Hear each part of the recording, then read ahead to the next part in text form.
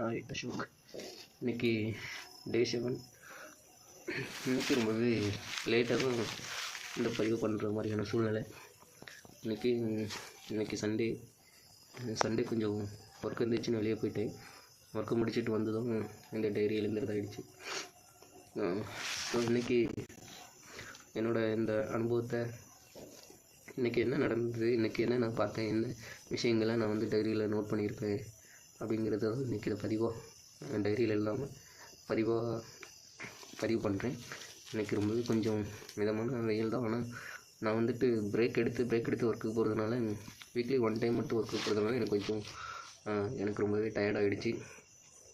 எனக்கு இப்போவே என்னுடைய கண்களை பார்க்கும்போது நல்லாவே தெரியும், நான் ரொம்பவே சோர்வடைஞ்சிட்டேன்.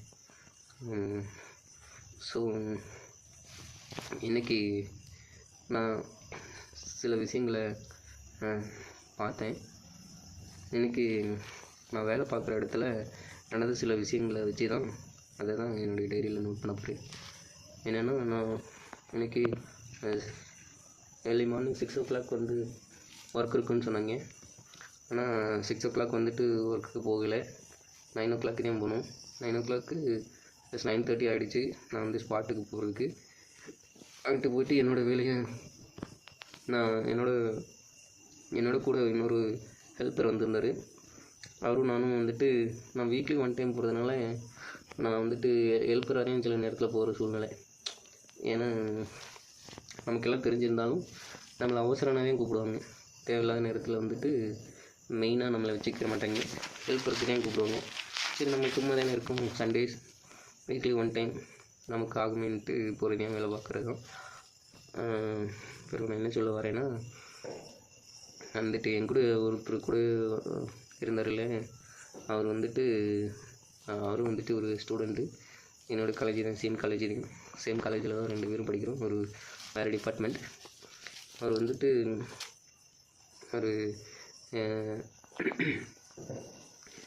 ஒர்க்கிங் அவர் ஓவராக இருக்குனே.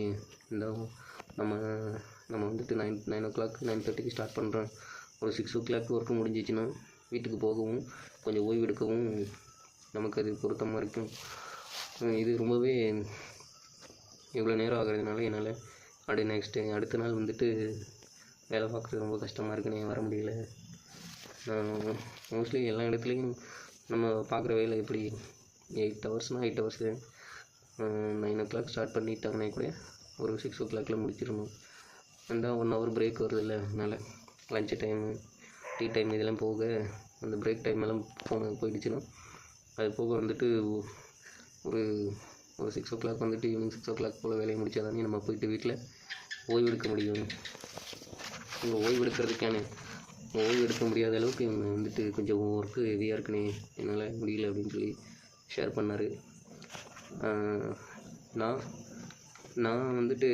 அவருடைய அந்த நிலையை பார்க்கும்போது, நம்ம ஒரு வேலை நான் இந்த இடத்துல இருக்கும்போது எனக்கு என்ன ஃபீல் வருதோ அதுதான் நான் இதை விட மேலான ஒரு நிலைக்கு போகும்போது. ஸோ நான் ஒர்க்கராக இருக்கும்போது இதான் ஃபீல் பண்ணுறேன். இந்த ஃபீல் எனக்கு புரியுது. என்னென்னா, இந்த உணவு தானம் பண்ணுறவர் சொன்னாரா, என்னோடய டிஃபன் பாக்ஸை அந்த லஞ்ச் டைமில் அதை அலாசி வைக்கவே, அதாவது அது வாஷ் பண்ணுறதுக்காண்டி எல்லாம் அடிப்படுவாங்க. ஏன் அப்படின்னா, நான் கொஞ்சம் மிச்சமாக வச்சுருப்பேன்ல, அது சாப்பிட்டுட்டு நம்ம யார் அந்த பாத்திரத்தை துலக்குறாங்களோ அவங்க அதை சாப்பிட்லாங்கிறதுக்காண்டி தான் அந்த பொண்ணுடைய பாத்திரத்தை துலக்கிறதுக்கு எல்லாம் அடிப்படுவாங்கன்னு சொல்லிட்டு அது ஒரு பார்த்ததுனால தான் அவர் மேல்நிலை அடையும் போது எல்லாருக்கும் அவங்களுடைய சூழ்நிலையை புரிஞ்சுட்டு உணவளிப்பேன்னு சொன்னார். அதுபோல் எனக்கு இன்றைக்கி ரொம்ப டயர்டு. இதை எப்படியாவது பண்ணணுமேனு தோணுதுனால இதை விட்டுறக்கூடாது. இல்லை, நம்ம இப்போ 6 நாள் முடிச்சிருக்கோம், இது 7வது நாள். இதை நம்ம தொடர்ச்சியாக பண்ணும்போது தான் வெற்றியும் தோல்வியும், அதாவது நம்ம சில இதெல்லாம் செஞ்சுக்கிட்டே இருக்க வேண்டியது. நம்ம விதைச்சிட்டு முறையானது என்னவோ அடுத்த கட்டத்தை தான் பார்க்கணும். விதை முளைப்பு வந்துருச்சான்னு அதை நோண்டி பார்க்கக்கூடாது. இல்லை, ஃபோனில் போகிறதுனால இடம் இல்லை, அதனால தான் அது சடனாக கட் ஆகிருச்சு. ஒரு 6 minutes தான் பேச முடிஞ்சிச்சு, அதுக்குள்ள அது கட் ஆகிருச்சு. ஒரு 15 minutes முயற்சி பண்ணி நம்ம இந்த டே பண்ணாமல் போராடி தான் கம்ப்ளீட் பண்ணி ஆகணும். என்ன சொல்ல வந்தேன், அதாவது நம்ம விதைச்சதுக்கு பிறகு அந்த விளையிறதுக்கு அடுத்த கட்டத்துக்கு என்ன பண்ணுமோ, நீர் பாய்ச்சறதோ, உரம் போடுறதோ, களை எடுக்கிறதோ, இது போல் வேலைகளை தான் பார்க்கணும். அதை விட்டுட்டு நம்ம விதைச்சது முளைச்சிருச்சான்னு நோண்டி பார்க்கக்கூடாதுன்னு சொல்லுவாங்கள்ல, அது போல் தான் இந்த முன்னோர்கள் சொன்ன மாதிரி நம்ம சில விஷயங்களில் கடமையை மட்டும்தான் செஞ்சுக்கிட்டே இருக்கணும். பலனை அது தானாக கிடைக்கக்கூடியது. நம்ம என்ன செய்யணுமோ அதை முறையாக செஞ்சுக்கிட்டே இருக்கும்போது அதுக்கான பலன் கிடைக்கும்னு சொல்லுவாங்க. அதனால் இதை நம்ம ஸ்டார்ட் பண்ணியிருக்கோம், இதை ஒரு தொடர்ச்சியான பழக்கத்துக்கு கொண்டு வரணும் அப்படிங்கிறதுக்காக நம்ம ஸ்டார்ட் பண்ணியிருக்கணும். இது பின்னாடி நமக்கு பிரயோஜனம் வருமா வராதா அப்படிங்கிறதெல்லாம் யோசிக்காமல் நம்ம அடுத்து என்ன செய்யணுமோ நம்ம தொடர்ச்சியாக பண்ணணும்னா அதை பண்ணிகிட்டே இருக்கிறது தான் நல்லது. அதை தான் சொல்ல வரேன். அதை மனசில் வச்சு தான் இன்றைக்கி நான் எப்படியாவது இதை போயிட்டு டைம் ஆகிட்டாலும் இன்றைக்கி நம்மளோட இந்த டைரியை நம்ம ஃபில் பண்ணிடணும் அப்படின்னு எனக்கு தோணுதால் நான் இந்த டைரியை பதிவு பண்ணுறேன். என்னுடைய அந்த கண்களில் பார்த்தா உங்களுக்கு தெரியும்னு நினைக்கிறேன். ரொம்பவே தூக்க கலக்கத்துக்கு உள்ளாயிருச்சு. மோஸ்ட்லி 9 o'clockலாம் தூங்கிடுவோம். இப்போது ஒர்க்கு செஞ்சதுனால கொஞ்சம் ஹெவியாக ரொம்ப அசதியாக இருக்கிறதுனால இப்போ படுத்தா ரொம்ப நல்லாவே தூங்கிடுவோம். அது போக இந்த முயற்சியை விட்டுறக்கூடாது. 6 day நம்மளால் பண்ணிட்டோம் அப்படின்னா இது என்னால் ஒரு சில காரணங்களால் அப்லோட் பண்ண முடியாமல் என்ன போகலாமே தவிர அந்தந்த நாளுக்குரிய பதிவுகளை கண்டிப்பாக நான் பதிவு பண்ணிடுவேன் அப்படின்னு நான் நம்புகிறேன். இன்றைக்கி என்ன நடந்துச்சு, நாங்கள் வேலை பார்த்துட்டு இருக்கும்போது பக்கத்து பில்டிங்கில் ஒரு குழந்தை, அந்த குழந்தைன்னா ஒரு 2nd standard இந்த மாதிரி படிக்க வாய்ப்பு இருக்குது. அவருக்கு பிறந்த நாளுன்ட்டு எல்லோருக்கும் சாக்லேட் கொடுத்தாங்க. வசதியான வீட்டுக்கு வந்தார். தென் என்ன பேசுகிறதுன்னு தெரியல. இன்றைக்கி கொஞ்சம் வழக்கம் போல் கொஞ்சம் உளறலாவது இருக்கும். ஆனால் இன்றைக்கி உளறலுக்கு கூட என்கிட்ட வார்த்தைகள் இல்லாத மாதிரி ரொம்பவே தடுமாற்றமாக இருக்குது. என்னுடைய நெற்றிகளில் வியர்வை வர்றது உங்களுக்கு தெரியும்னு நினைக்கிறேன். அந்தளவுக்கு ரொம்ப ஹீட்டாகவும் ரொம்ப சோர்வாகவும் இருக்குது. போய் ரெஸ்ட் எடுக்கணும்னு தோணுது. இப்போது அடுத்து ரெஸ்ட் எடுக்கணும்னு தோணுது.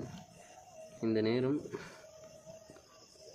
பொன் போன்றதுன்னு சொல்லுவாங்கள்ல, இந்த பொண்ணான இந்த நேரத்தை நான் பதிவு பண்ணுறதுல ரொம்பவே சந்தோஷப்படுறேன். தென் ஆனால் இது போல் பண்ணுறதில் நான் கொஞ்சம் வருத்தமும் அடைகிறேன். என்னென்னா ரொம்ப புஷ் பண்ணி எவ்ரிடே புஷ் பண்ணிக்கிட்டே இருக்கக்கூடாதுல்ல. இப்போ ஒரு விஷயத்த கொஞ்சம் கூட விருப்பமே இல்லாமல் செஞ்சால் அதில் பிரயோஜனம் இருக்காதுல்ல. அதனால் கொஞ்சமாவது இன்வால்மெண்ட், கொஞ்சமாவது விருப்பம் இருந்து கொஞ்சமாவது அதுக்கான ஒரு அக்கறையை எஃபோர்ட்டும் போட்டோம்னா தான் அது நமக்கு பிரயோஜனமாக இருக்கும்.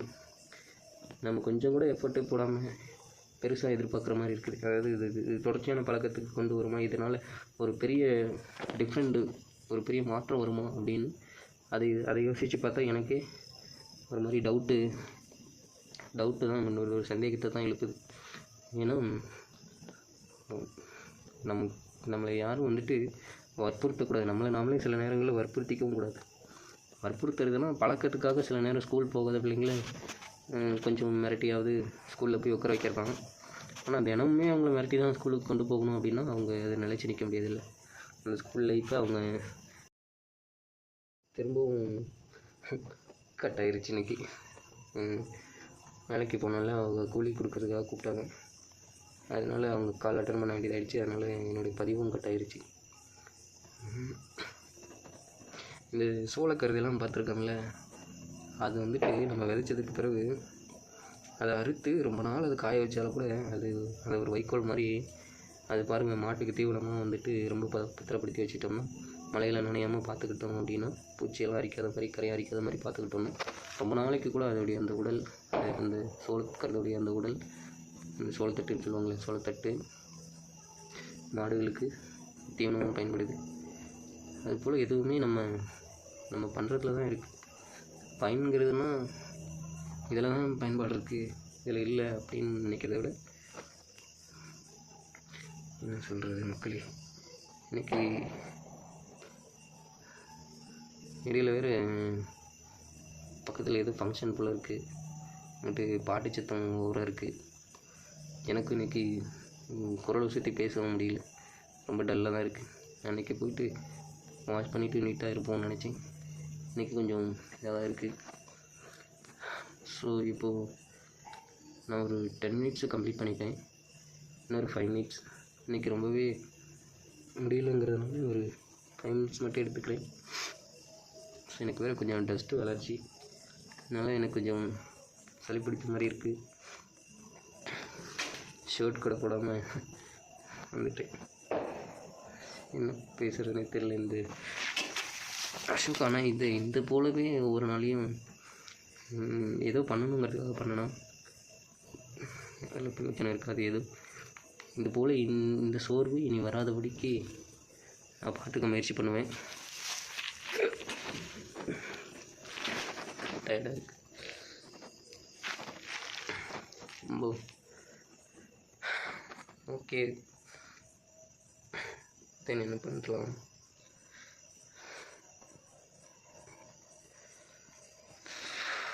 காற்று இல்லாத போல் கம்மியாக காற்று வர போல் இருக்குது. ரொம்ப வசதியாக இருக்குது. இப்போ படுத்தா தூங்கிடுவேன் விட்டால். அந்தளவுக்கு ரொம்ப டயர்டு ரொம்பவும் வசதியாக இருக்குது. இந்த பதிவில் அந்த நேரங்களை பார்த்துட்டே இருக்கேன். அது இன்னைக்கு நான் நேரம் நகரவே மாட்டேங்கிறேங்கிற மாதிரி எனக்கு தோணும்.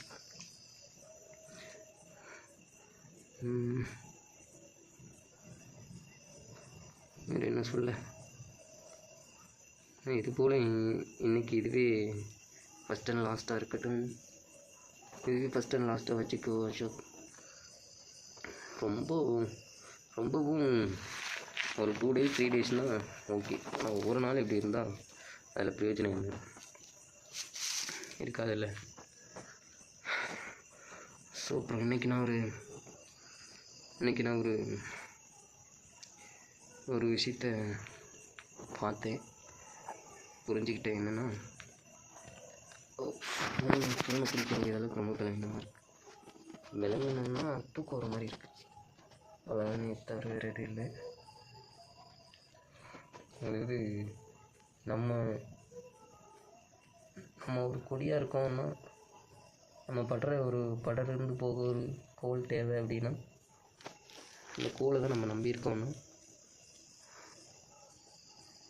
இது நல்லா இருக்கும்போது பேச வேண்டிய விஷயம். அதனால் நல்லா இருக்கும்போது இதை பற்றின ஒரு தெளிவான பேசினா தான் நல்லாயிருக்கும். இல்லைன்னா அது வளர்கிற மாதிரி இருக்கும். நாளைக்கு நான் ஃப்ரெஷ்ஷாக இருக்குன்னு நினைக்கிறேன்.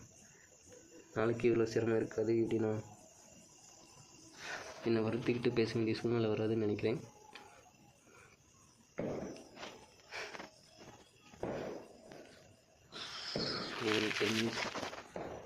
ஒரு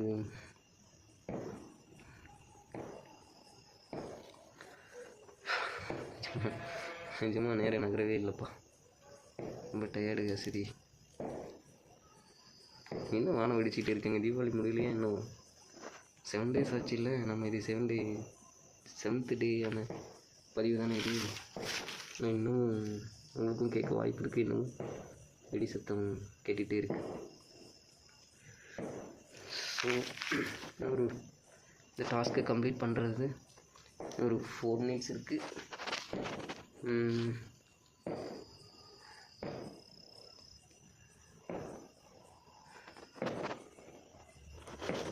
4 minutes. எப்படி இந்த 4 minutes கம்ப்ளீட் பண்ணுறதுனே இன்றைக்கி உண்மையிலேயே வாய்ஸ் கூட வர மாட்டேங்குது, சத்தம் பேச முடியல.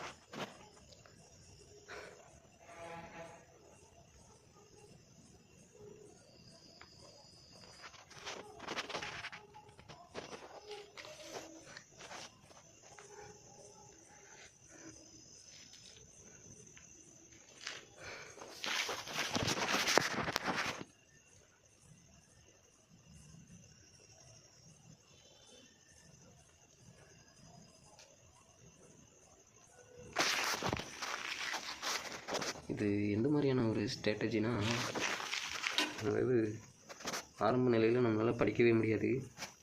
ஆனால் படிக்கிறதுக்கான ஒரு பிளேஸை செலக்ட் பண்ணதுக்கப்புறம் படிக்கிறோமோ இல்லையோ ஒரு 8 ஹவர்ஸ் படிக்க வேண்டிய சூழ்நிலைனா, ஒரு 8 ஹவர்ஸ் சும்மாவே ஒரு 2 டேஸ் முடியாத சமயத்தில் உட்காந்துட்டு இருக்கணும், புக்ஸை திறந்து வச்சு உட்காந்துட்டு இருக்கணும்னு சொல்லுவாங்கள்ல, அந்த ஸ்ட்ராட்டஜி தான் இதில் இப்போ ஃபாலோ பண்ணுறது.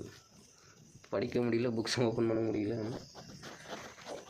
இந்த ஸ்ட்ராட்டஜி தான் இந்த டைமில் இப்போ ஃபாலோ பண்ணி பண்ணுறது. இன்றைக்கி பதிவு பண்ண முடியல, ஆனால் பண்ணி ஆகணும் சும்மாவது அப்படிங்கிற அந்த ஸ்ட்ராட்டஜி தான் இப்போ ஃபாலோ பண்ணுறது. ஸோ ஆல்மோஸ்ட் இதை கம்ப்ளீட் பண்ணிட்டோம். இந்த டயர்ட்னஸ் நாளைக்கு வராமல் பார்த்துட்டு ஓகே பாய் அசோக். இந்த டாஸ்க்கு சீக்கிரமாக கம்ப்ளீட் பண்ணிட்டேன். ஓகே பாய், நான் போயிட்டு வரேன். நாளை சந்திக்கலாம் அசோக். பாய் பாய் பாய்.